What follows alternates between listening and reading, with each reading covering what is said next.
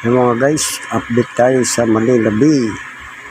Meron tayong namataan dito sa Manila Bay na mga mag-volunteers maglinis ang ating mga minamahal na kapulisan, ating mga kawal ng Pilipinas na sila'y maglilinis sa araw na ito dito sa entrance ng Manila Bay. Napakalinis naman, araw-araw malinis dito.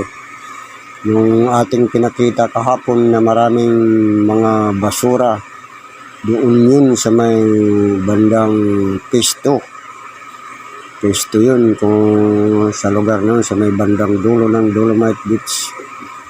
Ito naman yung entrance dito, talagang araw-araw dito malinis kasi sapagkat ito yung pinaka-inuuna nilang linisin pagka dito talaga pumapasok yung mga namamasyal, kaya laging malinis dito at puting-puti ang buhangin dito.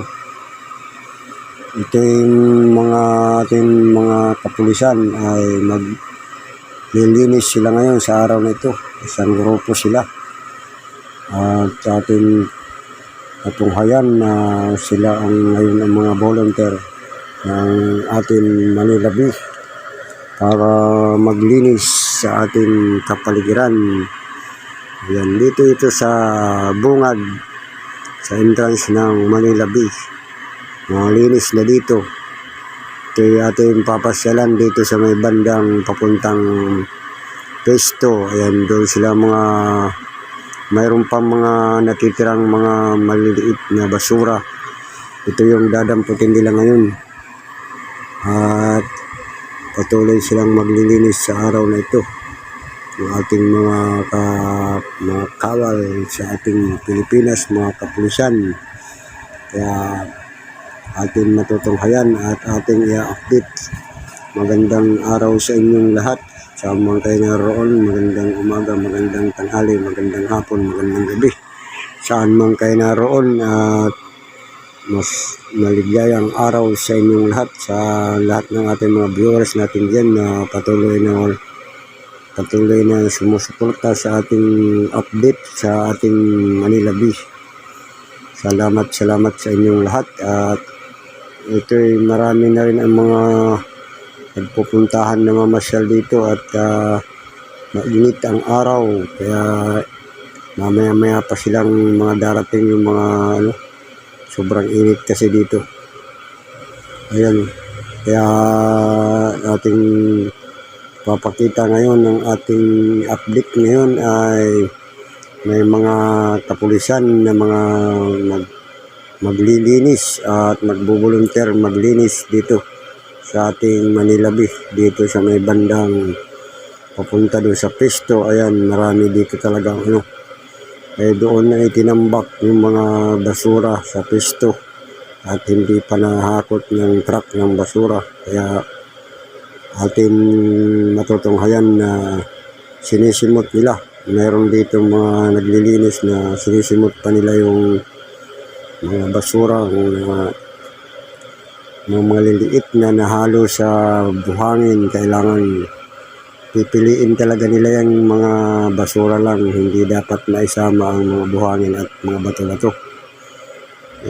Ang ginagawa ng mga naglilinis dito, ilalagay nila sa planggana na may tubig, sapagkat pag nahalo sa buhangin, pag linagay yung buhangin dun sa planggana may tubig, lumulutang yung basura, kaya ayun, nakukuha nila yung talagang basura lang. Ayun, hindi na isasama yung mga buhangin at mga bato-bato. Marami na ngayon ang mga namamasyal sa magamat mainit pa ang sikat ng araw, at ating natutunghayan ang mga na naglilinis dito. Yung ating mga kapulisan na patuloy na dinadampot ang mga maliliit na basura. Ito'y malapit lang ito sa entrance, pero papunta na sa area 2.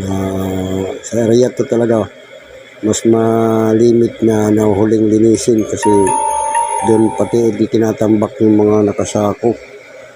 mga nakasakong mga basura. Kaya naantay natin at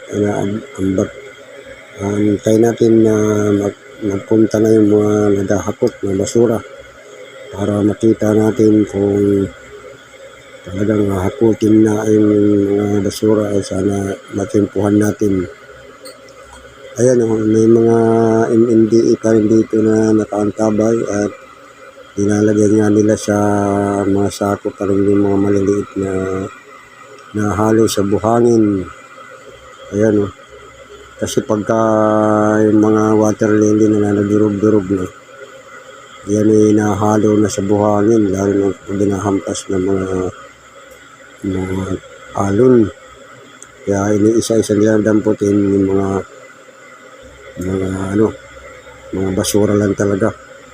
Kasi pag oras na sinama nila yung mga buhangin, mauubos yung buhangin. Kaya iniisa-isa nila talagang damputin yung mga basura lang ngayon. Mali-mali talaga nilang dinadampot. Hindi nga pwedeng walisin at daspanin yan kasi mayasama yung buhangin. At ito yung banda sa papuntang area 2 na ito eh. Sa pagpapasok ka sa entrance, bandang kaliwa. Sa may bandang kaliwa nito. Ayan o.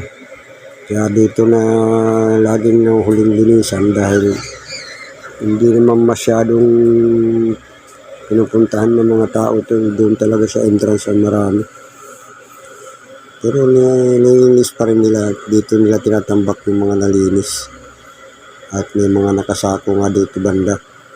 Nung pinakita natin kahapon na sako-sakong mga basura. Ayan yung mga MMDA. May mga dala silang walis, kalaykay at may mga planggana silang dala. Tuloy-tuloy nilang hinahalukay yung buhangin sapagkat may mga nahalong maliliit na basura. Mga maliliit na basura na mga water lily na durog na, natuyo na. At ayan, tuloy-tuloy nilang dinadampot. At dito rin yung mga nakadilaw na MMDA na masisipag maglinis na araw-araw talaga sila nandito. Kaya ayan ang mga nagsisimot. Ayan yung mga nakasako na yun. Ito yung bandang area 2 na ito. Dito kasi may mga, dito na talaga yung maraming water lily dito. At mga nadurog na.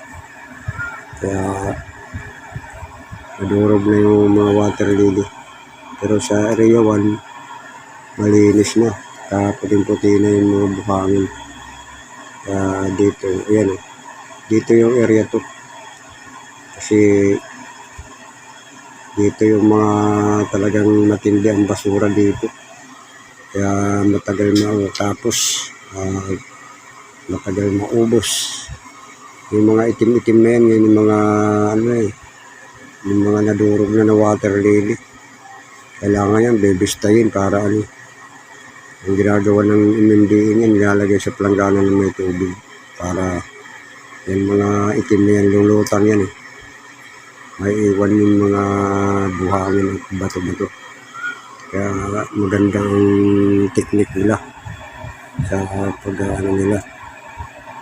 Kaya patuloy ang naglilinis ang ating mga kapulisan na sila ngayon ang nakatuka sa grupo nila. Ilan-ilan lang na grupo ng